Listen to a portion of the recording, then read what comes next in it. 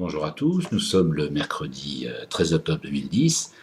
La France a donc écrasé 2 buts à 0, une des meilleures équipes du monde, le Luxembourg, qui avait déjà battu la France. Et oui, ce n'est pas si vieux puisque c'était en 1914. Un spectacle grandiose au stade Saint-Symphorien de Metz, où les amateurs luxembourgeois, lorsqu'ils ont été réduits à 10, n'ont pris qu'un seul but. Alors ce qui compte, c'est que 3 matchs de suite des Français se sont soldés par 3 victoires, et c'est vrai aussi qu'on n'est pas loin d'un bon match en prenant un morceau de chaque prestation. Mais on n'est pas là pour le spectacle, on est là pour gagner. Pour gagner. C'est la France qui gagne, qui fait bander la France profonde. Pendant le match France-Luxembourg, j'ai d'un seul coup été réveillé par le chant guerrier dans les tribunes. Des milliers de nazes qui se sont mis à chanter la Marseillaise. Et voilà le résultat quand on supprime le fusil au camp. Comment faire la guerre en temps de paix? Eh oui, vous avez deviné. Si les ingrédients ne sont pas tous dans les stades, le moteur y est. Heureusement qu'on réussit à canaliser les cons avec les hymnes nationaux qui permettent de ressouder les rangs des imbéciles heureux qui sont nés quelque part, comme chantait Brassens. Ces hymnes nationaux qui sont pour moi une insulte à l'ouverture et au rassemblement des peuples que je croyais être dans l'essence du sport, et pas seulement dans le sport automobile. Essence, sport auto, oui, je sais, c'est nul, mais je m'adresse aussi aux sportifs.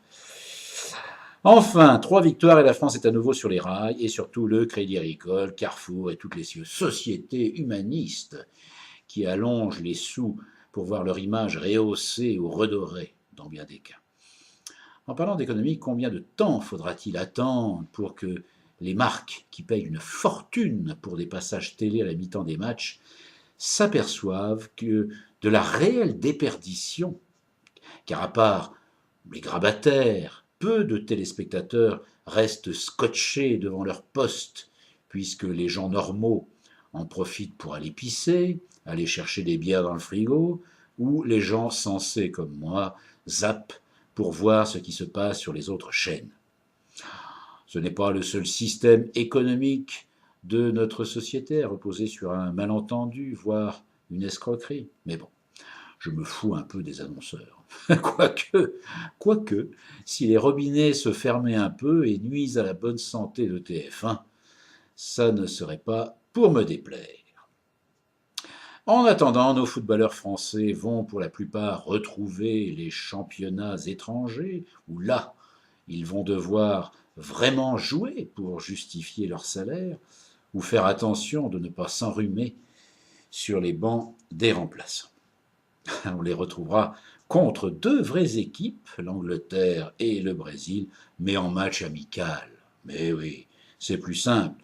Si les Bleus gagnent, ce sera un renouveau, et s'ils perdent, ce sera logique, car sans enjeu.